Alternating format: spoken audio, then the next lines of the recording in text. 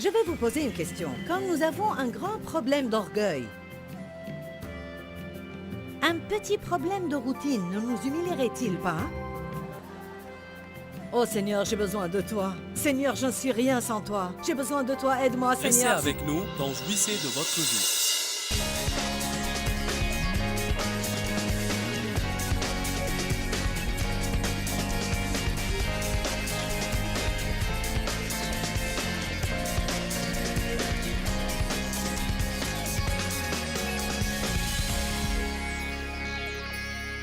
On va parler ce week-end de la nécessité d'être content et satisfait. Et je vous dis, si vous n'avez pas besoin de ce message, je vais le prêcher pour moi-même ce week-end. Car je crois qu'on se sent tous de temps en temps touchés et accablés par l'esprit de mécontentement et d'insatisfaction. Bien qu'il y ait toujours quelque chose que nous voulons dans notre vie, nous oublions de nous réjouir là où nous sommes dans notre cheminement vers le but. Est-ce que vous êtes d'accord avec moi que nous avons un problème continu? On est bien pour un certain temps, puis quelque chose arrive et le diable nous prend au dépourvu. On passe par des périodes où on est reconnaissant et on croit qu'on est le peuple le plus béni sur terre, puis très rapidement on trouve de quoi se plaindre. C'est pourquoi on a à entendre les mêmes choses sans arrêt. Il n'est pas nécessaire qu'on entende toujours une nouvelle parole, mais il faut qu'on entende une parole opportune au moment convenable. Je crois que c'est une parole qu'on a besoin d'entendre ce week-end. On va aborder ce sujet de 4 façons différentes. Dans l'un des messages, on va parler des moments choisis par Dieu et comment on se sent mécontent vis-à-vis du temps choisi par Dieu. Je vais intituler ce message « Je suis pressé, mais Dieu ne l'est pas ». On va parler précisément de notre mécontentement de nous-mêmes et comment on veut toujours être ce qu'on n'est pas ou on veut toujours être comme quelqu'un qu'on connaît et comment on a besoin d'être satisfait de nous-mêmes. Si vous n'êtes pas satisfait de vous-même, vous n'allez jamais être satisfait de personne. Vous ne pouvez pas donner aux autres ce que vous n'avez pas. Je dis toujours aux gens, vous n'allez jamais échapper à vous-même. Vous n'allez jamais échapper à vous-même. Je veux dire que vous êtes avec vous-même tout le temps. Si vous êtes des gens mécontents de vous-même, pensez alors à la vie misérable qui vous attend. J'ai écrit ici dans mes notes ce que je vais dire tout d'abord. Je crois que notre mécontentement est une insulte à Dieu. Puisque j'aime Dieu et que je ne veux jamais faire quelque chose qui l'insulte ou bien qui attriste le Saint-Esprit, c'est une bonne façon de voir les choses. Quand je me sens mécontente, quand je murmure et quand je me plains, j'insulte le Seigneur, je l'attriste. Parce qu'il dit, je suis en charge de votre vie, j'ai un bon plan. Je transforme le tout pour votre bien. Mes voix et mes pensées sont élevées au-dessus de vos voix et vos pensées. Vous ne savez pas ce que je fais, mais ayez confiance en ce que je fais. Et il veut de nous qu'on agisse comme si on croit ceci. Et non pas qu'on trouve toujours de nouvelles choses envers lesquelles on sera mécontent. Le royaume de Dieu offre des avantages. Un de ces avantages est le privilège d'être content et satisfait même quand les circonstances de notre vie ne nous conviennent pas. 1 Timothée chapitre 6 verset 6. C'est en effet une grande source de gain et de profit que la piété accompagnée de contentement, car le contentement qui est une suffisance intérieure est un gain abondant. Car nous n'avons rien apporté dans le monde, et il est évident que nous n'en pouvons rien emporter. Si donc nous avons la nourriture et le vêtement, avec cela, nous devrons être satisfaits. Je vous assure qu'il n'y a aucune personne dans cet endroit qui se contenterait avec la nourriture et le vêtement. Car nous les avons tous. Cela ne veut pas dire nécessairement que Dieu est en train de dire « c'est tout ce que je veux que vous ayez ». Mais il dit que même si on n'a que les choses essentielles dans la vie, cela devrait être suffisant pour qu'on soit heureux. Si vous visitez quelques endroits que nous visitons pour prêcher, vous saurez tout de suite pourquoi cela est mentionné ici, car croyez-le ou pas, certains peuples dans le monde, s'ils avaient seulement cela, ils penseraient qu'ils sont totalement et complètement riches. Je viens de rentrer d'un pays du tiers-monde. Et jusqu'à présent, je hoche la tête avec incrédulité quand je vois comment certaines personnes ont à vivre. Je vous dis la vérité absolue. Il y a des gens dans le monde aujourd'hui qui vivent dans des conditions inhumaines. Je parle de vivre dans la saleté, dans la misère et dans la faim. Ils portent des guenilles et ils n'ont pas de l'eau propre pour prendre un bain. Et je vous dis que je me sens vraiment reconnaissante quand je prends un bain chaud dans de tels endroits. Amen.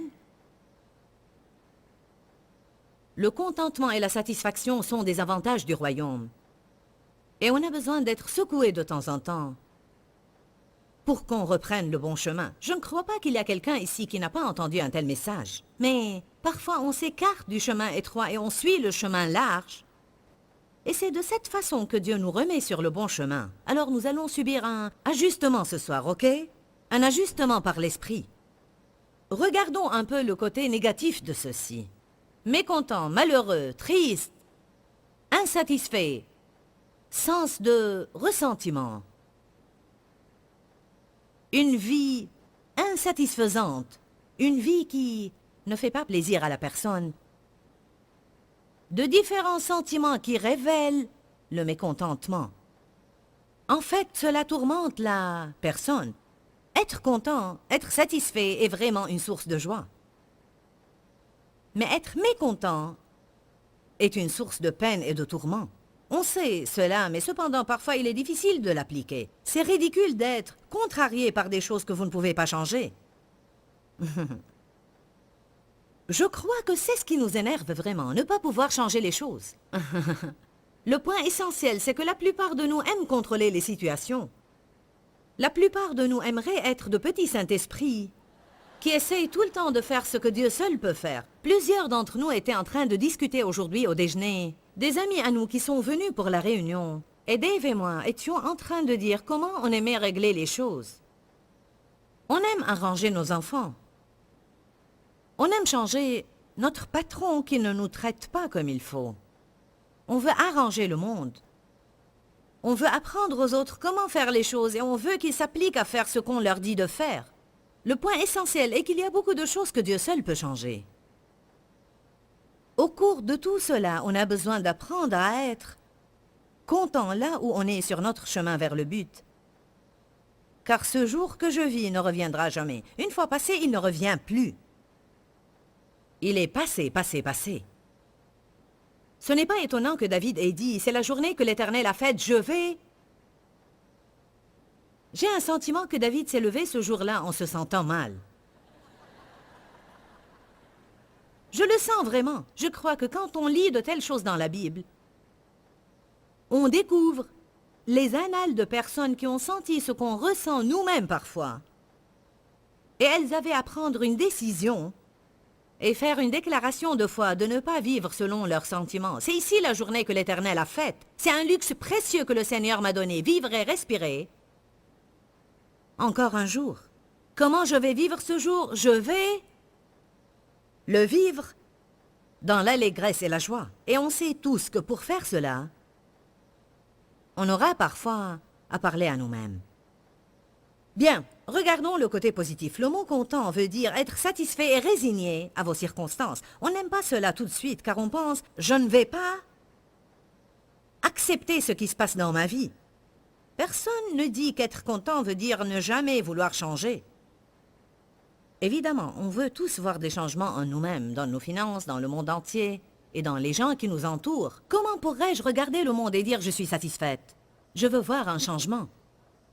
Cependant, l'apôtre Paul dit « j'aime la façon dont cela est inscrit dans la Bible amplifiée ». Paul a dit « j'ai appris à être content et satisfait au point de ne pas être inquiet. » Et non pas au point de ne jamais vouloir changer. Je veux changer, nous voulons tous changer. Mais satisfait au point de ne pas être inquiet, quel que soit l'état dans lequel je me trouve. Et je crois qu'on a à l'apprendre. Je ne sais pas combien il a fallu à Paul pour l'apprendre. Et combien de fois il avait à faire le tour de la montagne avant de l'apprendre. Mais d'une manière ou d'une autre, il l'a finalement appris. Allons, où Paul a parlé de cela dans Philippiens chapitre 4.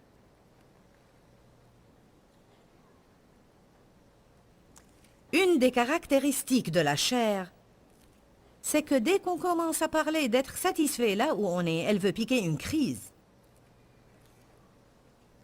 Du moins, ma chair le fait parfois. Est-ce que votre chair aime piquer une crise?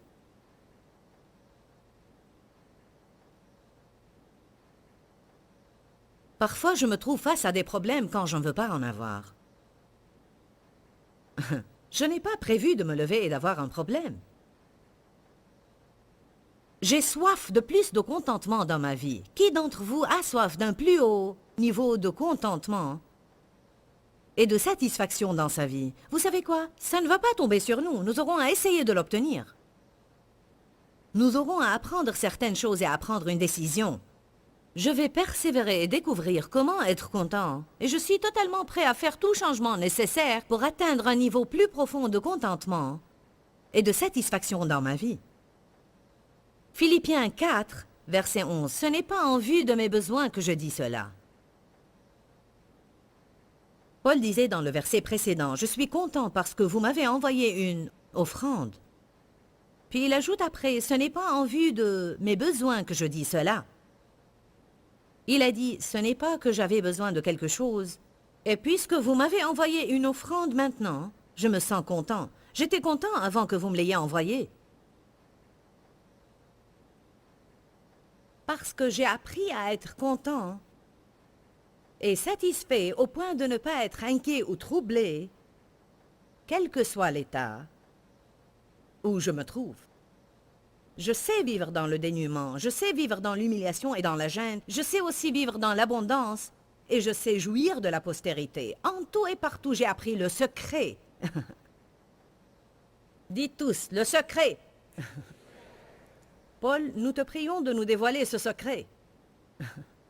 En tout et partout, j'ai appris le secret de m'accommoder à toutes les situations et à toutes les circonstances, que je sois rassasié ou que j'ai faim, que je connaisse l'abondance ou que je sois dans le besoin. Puis on arrive à l'écriture qu'on lit toujours hors de son contexte. Verset 13. « Je peux tout par celui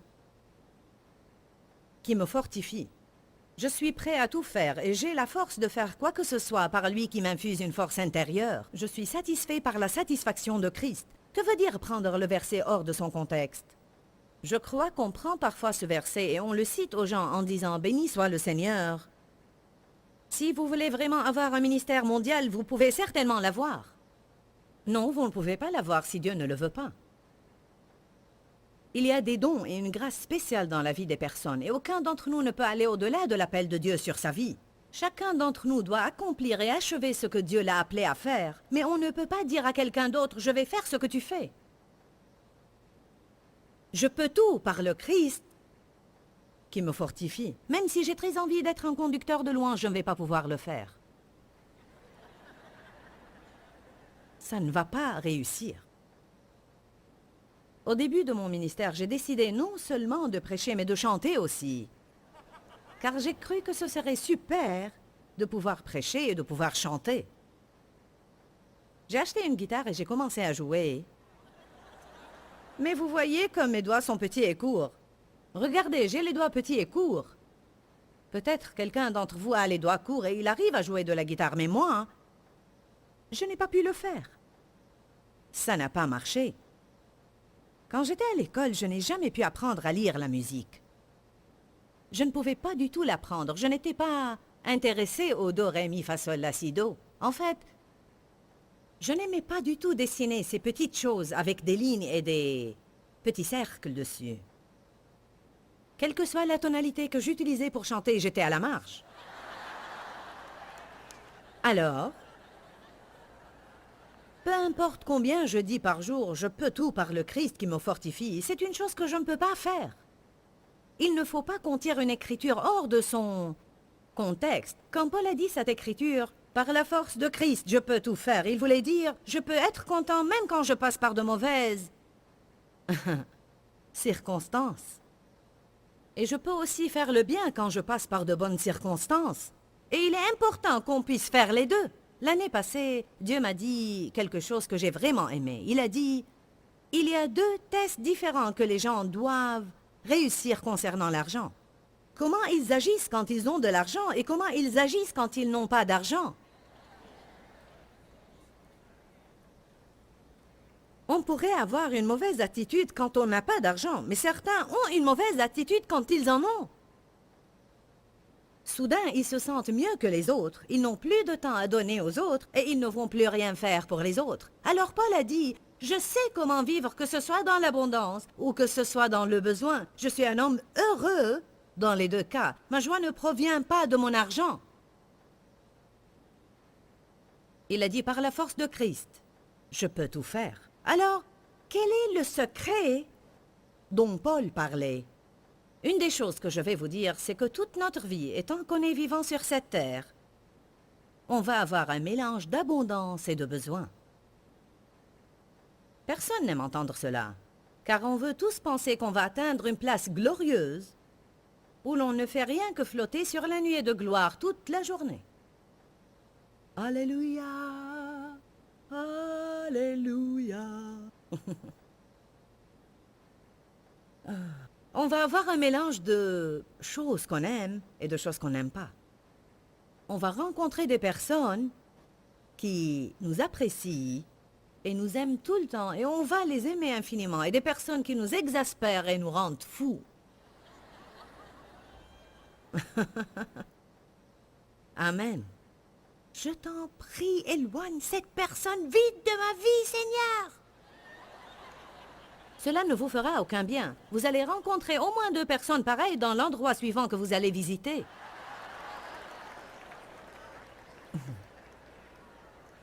Amen. J'ai lu cela dans Philippiens 4 et le Saint-Esprit m'a arrêté. Et ainsi, j'ai commencé à apprendre une partie du secret. J'étais en train de lire, Paul a dit, je suis content et satisfait que je sois dans le besoin ou l'abondance. Dieu m'a dit, c'est comme ça que je maintiens l'équilibre dans la vie de mon peuple. Quoi? Équilibre, c'est comme ça que je maintiens l'équilibre. Puis j'ai vu cela dans l'esprit. J'ai vu comme une balance dans laquelle vous mettez un peu de choses de ce côté, et elle tend vers ce côté, puis vous mettez un poids égal de l'autre côté pour atteindre l'équilibre. Mais si vous augmentez le poids ici, elle tend de nouveau vers ce côté. C'est toute une affaire de garder la même quantité de poids dans les deux côtés de la balance pour qu'elle reste en équilibre. Et vous savez, l'équilibre dans votre vie est extrêmement important. 1 Pierre 5,8 dit « Soyez bien équilibrés et sobres, car votre adversaire, le diable, rôde comme un lion rugissant, cherchant qui il dévorera. Et je vous dis, puisque nous sommes des êtres humains, formés d'une chair, qui n'est rien que de la poussière de la terre, et bien qu'on soit né de nouveau et qu'on ait une nouvelle nature, le péché ne disparaît pas, mais il continue toujours à nous attaquer et attaquer. Il se peut, en réalité, qu'on perde l'équilibre de notre vie. Et puisque nous avons cette nature-là, si tout dans notre vie va bien, soudain on devient comme ça, et notre attitude va vers le pire. Vous savez pourquoi? Parce que nous, les êtres humains, nous ne sommes pas Dieu. Et bien que son esprit soit en nous pour nous corriger et nous guider, on n'est pas capable par nous-mêmes de garder une bonne attitude si tout dans notre vie se fait tout le temps de la façon que nous voulons. Vraiment, très bientôt, on va se considérer mieux que tous les autres et on va commencer à dire « Ah, si seulement vous étiez aussi spirituel que moi ». Il faut qu'il y ait un certain péché dans votre vie, sinon vous n'auriez pas... Si seulement vous priez autant que moi, si vous alliez à la même église où je vais. Est-ce que vous m'entendez bien? Soudain, notre vie devient un désastre total. Et qu'est-ce qui nous équilibre de nouveau? Un problème. Je vais vous poser une question. Quand nous avons un grand problème d'orgueil, un petit problème de routine ne nous humilierait-il pas? Oh Seigneur, j'ai besoin de toi. Seigneur, je ne suis rien sans toi. J'ai besoin de toi, aide-moi Seigneur. Si tu ne m'aides pas, je ne sais pas ce que je vais faire. Puis une personne blessée arrive et vous raconte ses problèmes. Mon enfant a des problèmes et ceci et cela. Oh, alors on aura une compassion pour eux et on s'apitoiera sur eux. Mais quand tout va bien dans notre vie, on fait comme le pharisien. Je jeûne et je donne la dîme.